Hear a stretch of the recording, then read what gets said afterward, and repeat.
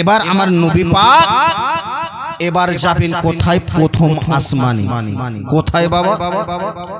প্রথম আসমানে নবী পাক আমার যাবেন।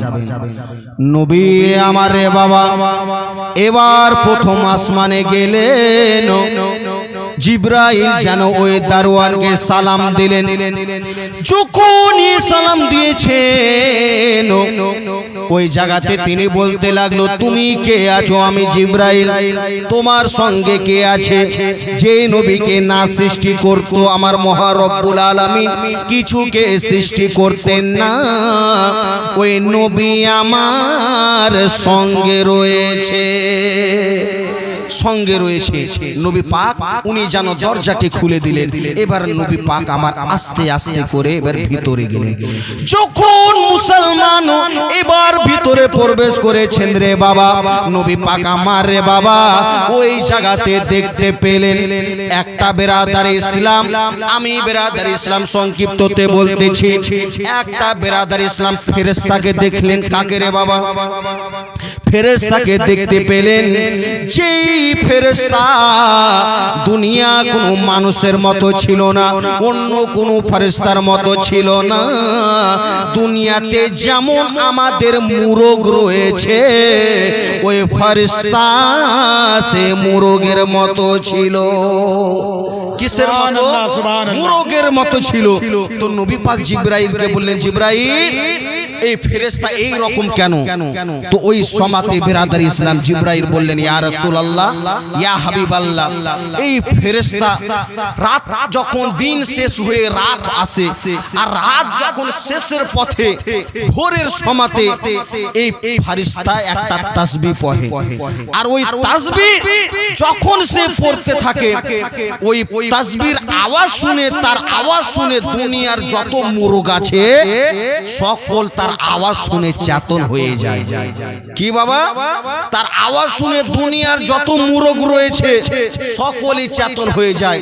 ওই ফেরেশতা যখনই আওয়াজ দেয়, মুসলমান দুনিয়াতে আজকে দেখা যায় কি আমরা আজকে বেরাদার ইসলাম আছি কি মুরগ আমাদের আগে বেরাদার ভোরের সমাতে উঠে যায়, আমরা উঠতে পারি না, কিন্তু ওই ফেরেশতার আওয়াজ শুনে মুরগ উঠে যায়। হে মুসলমান, এবার নবী পাক আমার এবার আরো আগে গেলেন। একজন বেরাদার ইসলাম ফেরেশতাকে দেখলেন কি ওই ফেরেশতার বেরাদার ইসলাম এক দিক হচ্ছে আগুন আর এক দিক হচ্ছে বরফ। নবী পাক বললেন, হে জিবরাইল, এই ফেরেশতা আবার কিসের জন্য তৈরি করা হয়েছে? নবী পাকের কথা শুনে জিবরাইল বললেন, ইয়া রাসূলুল্লাহ, ইয়া হাবিবাল্লাহ নবী গো, এই ফেরেশতা তার আগুন এবং তাকে পানি এবং বরফ দিয়ে এই জন্য তৈরি করেছে, দুনিয়ার বুকে যখন বরফ পড়ে এবং পানি হয়, ওই ফেরেশতা যখনই নিজের পাখাকে ঝাড়ে ওই সমাতি দুনিয়ার বুকে বৃষ্টি হয়। বলেন, ওই সমাতে দুনিয়ার বুকে বৃষ্টি হয়। এবার মুসলমান আমার প্রিয় নবী, নবী পাক সাল্লাল্লাহু তাআলা আলাইহি ওয়াসাল্লাম আরো আগে গেলেন রে বাবা। নবী আমার দেখতে পেলেন একজন বাবার, এবার মন দিয়ে শুনবে রে বাবা, আমার নবী পাক দেখতে পেলেন একজনকে নির্যাতন করা হয় রে বাবা।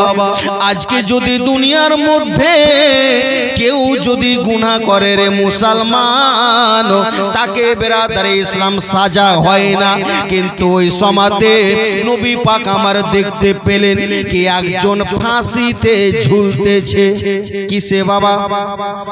ফাঁসিতে ঝুলতেছেন। নবী আমার বললেন, জিবরাইল বলো বলো গো, আজকে আমি দেখি কিসে যেন দুনিয়ার কোন দড়ি দিয়ে ফাঁসি দেওয়া নাই, তাকে তো আগুনের দড়ি দিয়ে ফাঁসি রয়েছে।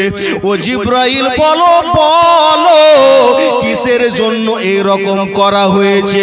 নবী আমার বললেন যখন, জিবরাইল বলতে লাগলেন, ইয়া রাসূলুল্লাহ,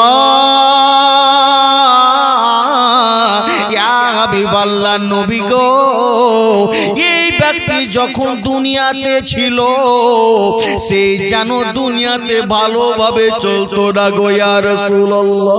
দুনিয়াতে যখন ছিল কারো যদি নাম যদি আব্দুল গাফফার হতো তাকে শুধু গাফফার গাফফারা বলে ডাকতো না, মানে নামকে বিগড়ে বিগড়ে ডাকতো। ইয়া রাসূলুল্লাহ কারো যদি কোনো গরিব মানুষকে দেখতো তার যেন পোশাককে দেখে সে হাসি ঠাট্টা করতো, কোনো যদি গরিব মানুষকে দেখতো তার চেহারা দেখে সে হাসি ঠাট্টা করতো। এই জন্য ইয়া রাসূলুল্লাহ তাকে এই রকম মেরাজে এই যে জাহান্নামে তাকে আযাব দেওয়া হয়েছে। ওই জন্য দুনিয়াতে সে এরকম গুনাহ করেছিল, এই জন্য তাকে আঘাত এবং আযাব দেওয়া হয়েছে। এবার আসুন রে বাবা, আমার নবী এবার আরো আগে গেলেন রে মুসলমান।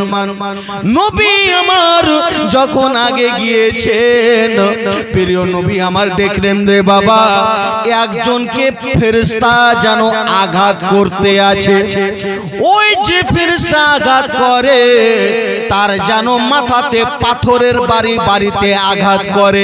হায় রে মুসলমান, দুনিয়ার কোন মানুষের আঘাত ছিল না রে বাবা, আল্লাহর যেন কথাতে ফেরেশতাগণ আযাব দিতেছে না। ওই যে পাথর তার মাথাতে মারে তার মাথা যেন ছিন্ন বিচ্ছিন্ন হয়ে যায়, আবার তাকে ঠিক করা হয়, আবার সে আঘাত করা হয়। নবী আমার বললেন জিবরাইল, ও জিবরাইল বলো বলো গো এই লোককে কেন এভাবে আযাব দেওয়া হয়, কেন তার মাথাতে বড় বড় পাথরের বাড়ি মারা হয়, কেন তাকে এভাবে যন্ত্রণা দেওয়া হয়? নবী আমার যখন বললেন জিবরাইল বলতে লাগলেন ইয়া রাসূলুল্লাহ ইয়া হাবিবাল্লাহ নবী গো এই ব্যক্তিকে এই জন্য আঘাত দেওয়া হচ্ছে দুনিয়াতে যখন আজান হতো সে নামাজের জন্য যেত না।